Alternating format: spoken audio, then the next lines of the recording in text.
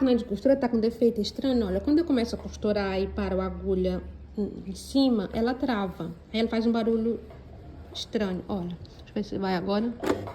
Ó. Ela faz um barulho no motor. Aí pra ela voltar a funcionar, eu tenho que mexer aqui, ó. E descer a agulha. Aí eu desço. Aí ela vai. Ó.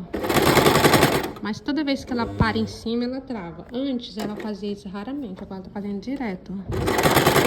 E tem hora que ela nem empaca e não quer andar.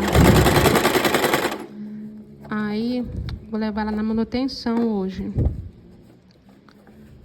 Pra ver o que é. Tá impossível terminar uma peça assim.